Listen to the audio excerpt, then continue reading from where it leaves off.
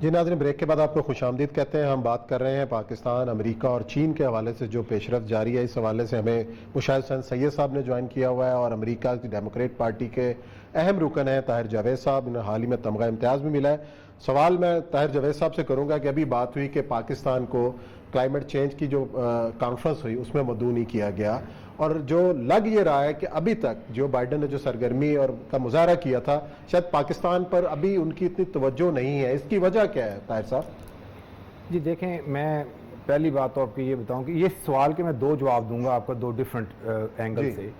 کہ جب یہ پریزیڈنٹ صاحب نے حکومت سنبھالی اور الیکشن جیتنے سے حکومت سنبھالنے کے درمیان آپ صرف میرے ہی مختلف ٹاک شوز یا مختلف ہیڈ لائنز کے اندر میں نے کوئی 20 دفعہ بولا کہ جی Pakistan has a new opportunity کہ دونوں ملکوں کے سربراہ ہم ماحولیاتی تبدیلی یا کلائمیٹ چینج کو بہت اہم سمجھتے ہیں. عمران خان صاحب نے بلین ٹری اور 2 وزیر رکھے ہوئے ہیں اس چیز کے لیے، اور وہاں پہ دوسری طرف بھی جو سب سے پہلی اپوائنٹمنٹ ہوئی وہ جو اپنا جان کیری کی، وہ ماحولیاتی تبدیلی کے اوپر ایمبیسڈرشپ.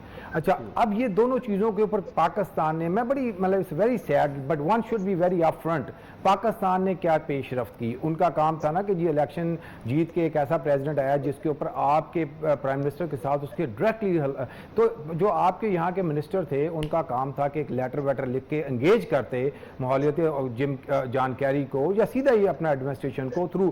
انہوں نے یہاں سے کیا ایکشن لیا؟ پچھلے 60 دن سے حکومت ہے وہاں پہ.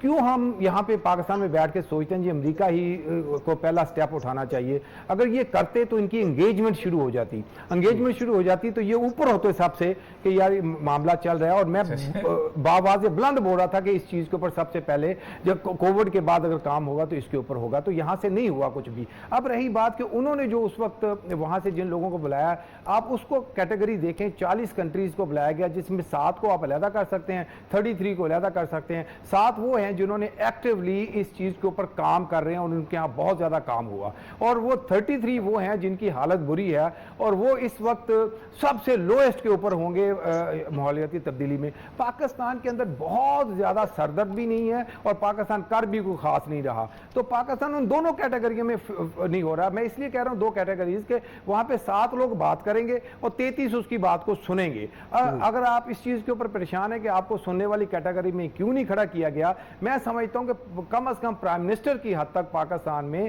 اس چیز کے اوپر مکمل طور پہ اتفاق ہے کہ ماحولیاتی تبدیلی بہت بڑا ایشو ہے. یہ تو بڑا سمپلسٹک قسم کا آپ نے اس کا سولوشن بتا دیا کہ ہم دیکھیں سچویشن، یہ جو اس طرح کہتے ہیں رکا جائے گا تو رکا آئے گا.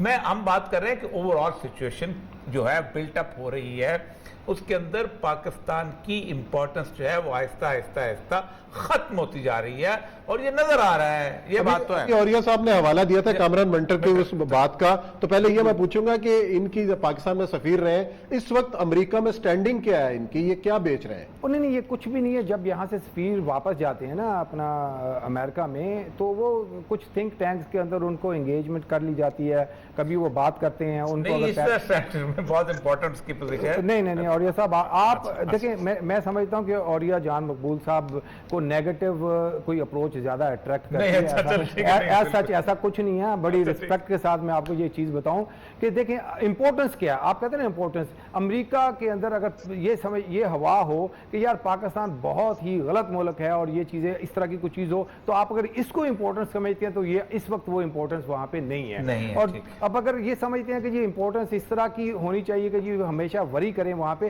میں یہ ضرور کہوں گا کہ دیکھیں وار آن ٹیرر کے اوپر پاکستان اتنی بڑی پرائز پے کی اور پریزیڈنٹ بائیڈن اس کو پریز کرتے ہیں. میرے گھر کے اوپر انہوں نے اپنی سپیچ کے اندر اس کو پریز کیا اور 10 منٹ کی اس کے اوپر ٹاک کی. اسی طرح جو پاکستان نے اتنے سال امریکہ کا الائی تھا اور آج بھی ہے، اس کو وہ بڑی ویلیو سے دیکھتے ہیں اس چیز کو. لیکن آپ یہ یاد رکھیں کہ پینڈیمک کے ٹائم کے اندر 80% توجہ تو اس وقت ساری اس کے اوپر ہے کورونا کے. اس کے بعد جو معاملہ چل رہے ہیں نا، اس کے اندر آپ اس کو اس طرح کیوں نہیں لیتے کہ یار پاکستان کے ساتھ کوئی ایسا اس طرح کا مسئلہ نہیں نہیں ہے جس کو ارجنٹلی ہمیں حل کرنا ہے. تو جو ارجنٹ حل کرنے والے ہیں اس کے اوپر بات کی جائے. جیسے یمن کے اوپر انہوں نے سعودی عرب کو کھلی کھچائی کی ہے, تو آپ اگر وہ امپورٹنس سمجھتی ہیں تو وہ امپورٹنس نہیں ہے اس وقت, میں سمجھتا ہوں. لیکن میں یہ بھی نہیں کہتا کہ یہ اس طرح کی امپورٹنس ہے کہ آپ پہلی فون کال ان کو آئی ہو, اس کے اوپر کام کرنے کی ضرورت ہے. وہ بہت ذرا پیسفل سا جو ہے نا, کہتے ہیں کوئی آواز اٹھ ہی نہیں رہی, تو وہ بہت زیادہ کام اینڈ کوائٹ اینڈ پیسفل سا ریلیشن شپ چل رہا ہے. اس کے اوپر ہمیں کام کرنے کی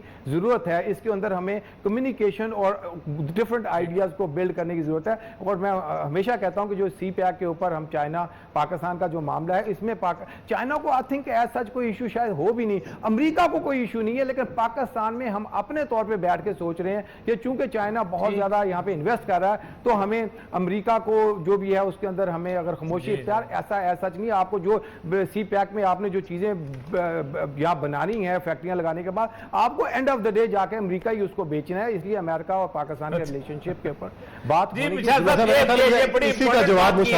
یہ بڑی امپورٹنٹ بات ہے کہ جو اینڈ آف دا ڈے جا کے امریکہ میں بیچنا ہے, جبکہ 168 کنٹریز کے ساتھ جو اس نے اپنا ریلیشن 68 کنٹریز کے ساتھ جو بنایا ہے, یہ آپ اصل مسئلہ یہ ہے کہ اس وقت کیا ہم اسٹریٹجیکلی اتنے امپورٹنٹ رہ گئے, اور چائنا کا جو ایران کے ساتھ معاہدہ ہوا ہے اس کے بعد اب کیا یہ کوئی الٹرنیٹو ہے سی پیک کا, یا سی پیک اپنی جگہ پہ رہے گا؟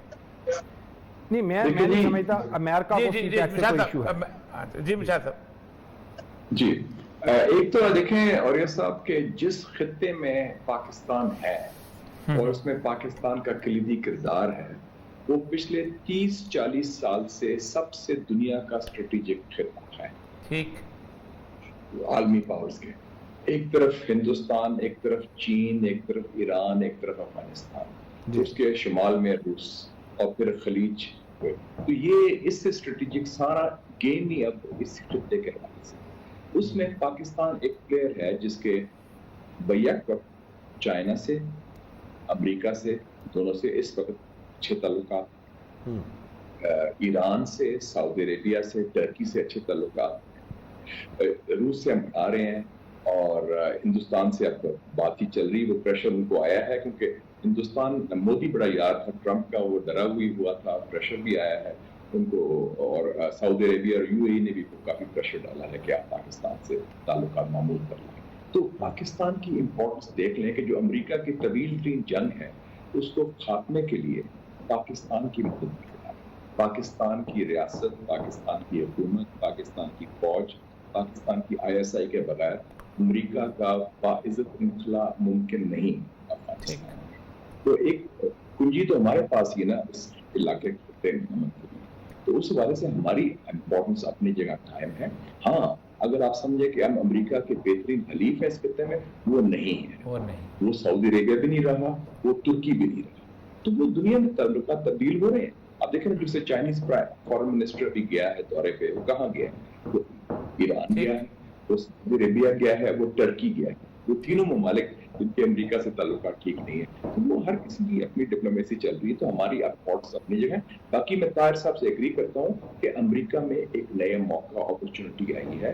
بائیڈن بیسکلی فیوریبل ہے ٹورڈز پاکستان. میں بھی کئی دوستوں کو ملا ہوں, ایز اے اسٹوڈنٹ میں ملا تھا اس وقت, تو اب بھی بعد میں ملا جب پاکستان آتا رہا. یہ اس کی پازیٹیو اپروچ ہے. ہماری روایتی اپروچ نہیں ہو سکتی امریکہ میں, واشنگٹن جو روایتی ڈپلومیسی, ہمیں ذرا ایک کریٹو طریقے سے انیشیٹو لینا چاہیے, جیسے کلائمیٹ چینج ہو, سیکیورٹی ایشوز ہو, اکانومی ہو, ٹھک ٹھک ٹھک. اور امریکہ اور واشنگٹن اب تبدیل ہوا واشنگٹن میں, تو اس میں ہمیں چستی دکھانی پڑے گی. یہ نہیں کہ ہم ہاتھ پہ کے انتظار کر رہے ہیں کہ فون کال خود ہی آ جائے گا, خود ہی سب کچھ ہو جائے گا.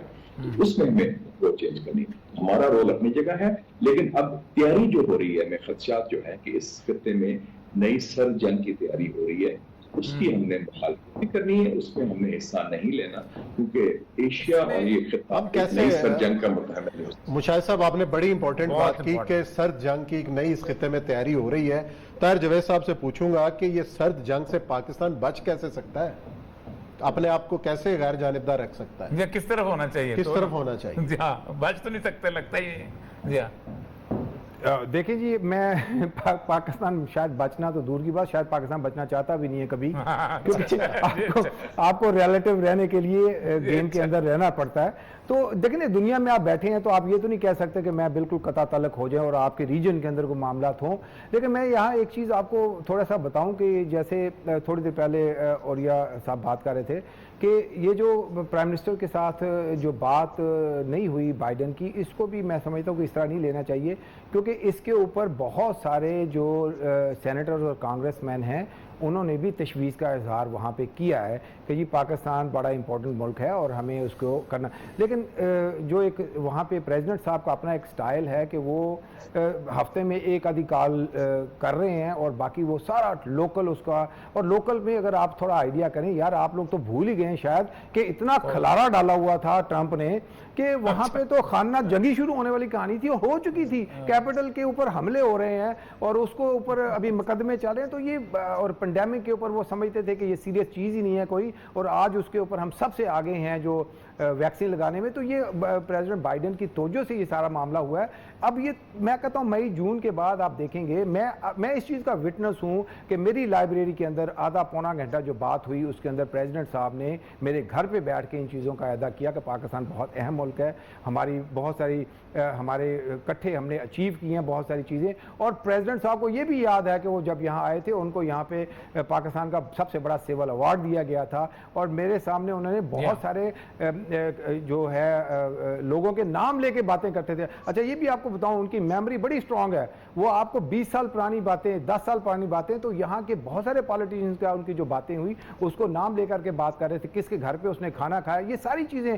تو وہ پاکستان کی امپورٹنس اس پریزیڈنٹ کے ہوتے ہوئے میں کم ہوتی نظر نہیں آتی. اور ساتھ میں آپ کو یہ بھی بات بتا چلتا چلوں کہ یہ جو سی پیک کے سلسلے میں اپنی جگہ چل رہا ہے معاملہ, لیکن امریکہ میں بہت ریپڈلی ایک بگ گروپ آف سینیٹرز کچھ اس طرح کا ریلیف پاکستان کے لیے لانا چاہتے ہیں کہ جو 15 سال 20 سال ہم نے وار آن ٹیرر پہ آپ لوگوں نے یہاں پہ پرائز پے کیا, اس کے سامنے کو آپ کو اکنامک ڈیولپمنٹ کا کوئی ایک پیکج دیا جائے جس کے اوپر یہاں سے لوگوں کا روزگار اور معاملات بہتر ہوں. تو یہ چیزیں کیوں ہو رہی ہیں پاکستان کے اوپر کہ اس کو ریکگنائز, اس کے کام کو ریکگنائز, اس کے پیچھے پاس کے ورک کو ریکگنائز کر کے کیا جا رہا ہے. اور آپ بڑے ریسنٹ فیوچر میں اس طرح کی چیزوں کو ہوتا ہوا دیکھیں گے اور یہ آپ لوگوں کے سامنے ویکس کے اندر آنی شروع ہو جائیں گی. اور پھر آپ کو یہ ساری جو معاملات ہیں نا کہ یہ انوائرمنٹ کا جو یہ زوم کی میٹنگ ہے کال اور اس میں 7 لوگ بات کریں گے, اور میں سمجھتا ہوں کہ شاید یہ بھی معاملہ ہو کہ پرائم منسٹر عمران خان کو اگر انوائٹ کیا جائے تو ان کی بات سنی جائے, اگر بات نہیں سن سکتے تو ان کو اگلی کانفرنس کے اوپر رکھ لیا جائے, صرف ان کو سننے کی حد تک آپ نہ بلائیں. کیونکہ یہ بھی آپ کو ایک چیز بتا دوں کہ پرائم منسٹر عمران خان اور مودی دو ایک جیسی پرسنالٹی والے لوگ نہیں ہیں. Prime minister Imran Khan always demand کہ بھی ان کو ایک پیرٹی اور ایکویلٹی کی جو ہے نا وہ معاملات کے اوپر بات کرتے ہیں. میں اپنی آنکھوں کے سامنے ان کی کنورسیشن مختلف سینیٹرز اور کانگریس مین کے ساتھ جو سن کے آیا وہ ایک ٹوٹلی ڈفرنٹ اسٹیٹس مین کی معاملات ہیں. تو وہ باقی دوسری طرف کے لوگ بھی سمجھتے ہیں کہ اس پرائم منسٹر کو جو ہم اس کے اوپر لائیں گے اور پھر اس کو پوڈیم کے اوپر یا مائک کے اوپر ٹائم نہیں دیں گے تو کام پہلے سے بھی زیادہ جو ہے. اچھا, آپ نے بڑی امپورٹنٹ بات کی کہ عمران خان صاحب باقیوں سے مختلف ہیں, اور کیا مختلف آپ نے ان کو پایا باقی حکمرانوں سے جس طریقے سے عمران خان بات کرتے ہیں؟ دیکھیں ایک ہوتی ہے معاملات جس کے اندر آپ بالکل ہمبلی, اور دوسرا تیسرا میں نے عمران خان کو بہت اسٹریٹ فارورڈ دیکھا اور وہ بہت آپ سمجھیں کہ سیدھے طریقے سے جیسے کہتے ہیں نا کہ ون سے ڈٹ کے آئی ریکویسٹ دیٹ ہی سے, وہ بالکل ایکول لیول پہ ٹیبل کے اوپر بیٹھ کے پیرٹی کے ساتھ سامنے والے بندے کے ساتھ بات کرتے ہیں. اور اس کے اوپر ایک انہوں نے اپنا میسج دے دیا ہوا ہے سامنے پوری دنیا کے اندر کہ اگر ان کو انگیج کیا جائے گا تو وہ برابری کے حساب سے انگیج کیا جائے گا. جو مودی کا جو دوسری طرف ہے, مودی تو ادھر پیش ہو جاتا ہے جھاڑے کھانے کے لیے بھی. تو یہ بہت سے they are two different people, اور وہ ایک جو ایک رسپیکٹ انہوں نے اپنی ایک بنائی ہے. آئی بلیو کہ وہ بھی اس کے اندر ایلیمنٹ ہے کہ یہ صرف آپ زوم کال کے اوپر آ کر کے سب باقی 7 لوگوں کی بات سن کے گھر چلے گئے. ان کو پتا ہے کہ یہ ان کو بلائیں گے, یہ پہلی بات یہ پوچھیں گے کہ میں اس میں بات کر رہا ہوں کہ نہیں. تو یہ ساری چیزوں کو دیکھتے ہوئے لوگوں کو بلایا گیا. بھوٹان والا سن کے چلا جائے گا. ابھی مشاہد صاحب سے اسی کا جواب لیتے ہیں کہ عمران خان صاحب باقی حکمرانوں سے کس طرح مختلف ہیں, اور عالمی سطح پر خاص طور پر امریکی انتظامیہ کے ساتھ عمران خان صاحب کے تعلقات بھی ہیں, اور کس طریقے سے آئندہ جو ہے آئندہ آنے والے دنوں میں کیا ہونے جا رہا ہے, اور عمران خان صاحب کس طرح کیش کرا سکتے ہیں. کولڈ وار جو ہے جس کے بارے میں آپ ایک تو جو سی پیک کی بھی بات ہوئی تھی, تو آپ کو یاد ہوگا کہ پرسوں 3 دن پہلے صدر بائیڈن کی بورس جانسن جو وزیر اعظم برطانیہ سے بات ہوئی ہے جو اس میں انہوں نے کیا کہا ہے, انہوں نے کہا کہ ہمیں بھی چاہیے کہ ایک پروجیکٹ لائیں چائنا کی طرح بیلٹ اینڈ روڈ انیشیٹو جی۔ جس میں انہیں یہ کام کیا جائے، یعنی کہ ان کو پتہ ہے کہ اس کی افادیت کیا ہے، اور انہوں نے دیکھ لیا کہ دنیا کا رخ کدھر ہے. جو اوریا صاحب نے سوال پوچھا تھا، یہی ٹونی بلنکن جب یہ گیا 24 مارچ کو برسلز میں نیٹو میں، تو اس نے کہا کہ ہم چاہیں گے کہ ہمارے جو حلیف ہیں، جو ممبرز ہیں، وہ فیصلہ نہ کریں کہ وہ ہمارے ساتھ ہیں یا ہمارے خلاف ہیں. جی۔ آپ اپنے فیصلے کریں کہ چائنا سے بھی تعلقات رکھیں، ہم سے بھی رکھیں. کیونکہ جب وہ گئے تھے جاپان اور ساؤتھ کوریا، تو ساؤتھ کوریا نے صاف کہا تھا کہ ہم بیلنس رکھیں گے، ہم چین سے بھی دوستی رکھیں گے، ادھر بھی رکھیں گے. دیکھیں جی، کوشچن ہوتا ہے کہ آپ کتنا دباؤ کر سکتے ہیں، کتنا پریشر لے سکتے ہیں. یہ پاکستان کی ہسٹری میں آیا ہے، اور میرے خیال میں ہمارے حکمرانوں نے باوقار سٹینڈ لیا ہے. ایوب خان صاحب سے لوگ کہتے تھے پرو امریکن ہیں، اینٹی کمیونسٹ ہیں. انہوں نے اس وقت چائنا سے دوستی شروع کی 1963 میں، جب ممکن نہیں تھا. کولڈ وار پیک میں تھی، اور چین کے خلاف امریکہ بھی تھا اور سوویت یونین بھی تھا. جی. اور آپ کو یاد ہوگا 1998 میں 5 دفعہ ٹیلی فون کال کیا صدر کلنٹن نے پرائم منسٹر نواز شریف کو کہ آپ نیوکلیر دھماکہ نہ کریں. $5 ارب بھی آفر کیے. اس وقت سٹینڈ لیا گیا. اور پہلے بھی ذوالفقار علی بھٹو صاحب نے بھی کسنجر کو مقابلہ کیا. کسنجر نے لاہور میں آ کے اگست 1976 میں کہا کہ یہ 110 فائٹر جہاز لے لیں، آپ نیوکلیر ری پروسیسنگ پلانٹ جو فرانس سے لے رہے ہیں وہ نہ لیں. انہوں نے کہا نہیں، یہ ہمارے ملک کے مفاد میں. تو میرے خیال میں ہمارا چاہے فوجی ہوں حکمران یا سویلین ہوں، ان کو معلوم ہے کہ پاکستان کے قومی مفاد کیا ہیں، اور جہاں سے بھی دباؤ آتا ہے وہ مسترد ہو جاتا ہے. جنرل ضیاء کو پریشر پڑا تھا جارج بش سے 84 میں کہ آپ ایران کے خلاف سٹینڈ لیں، حالانکہ ہم افغان جہاد میں ان کا حصہ تھے امریکہ کے ساتھ. انہوں نے نہیں لیا، بلکہ انہوں نے صدر خامنہ ای کو پاکستان بلایا 1986 میں. تو ہمارا ایک تسلسل، ایک ریکارڈ ہے، اور ایک کہ سٹینڈ لینے کا قومی مفاد کے لیے، قومی وقار کے لیے. جی، بہت شکریہ مشاہد صاحب اور طاہر جاوید صاحب. بڑے تفصیل کے ساتھ موجودہ صورتحال کے اوپر آپ نے روشنی ڈالی. آپ دونوں کا بہت شکریہ. ناظرین، لیتے ہیں بریک، اور بریک کے بعد آئیں گے، پروگرام کا سلسلہ جاری رہے گا.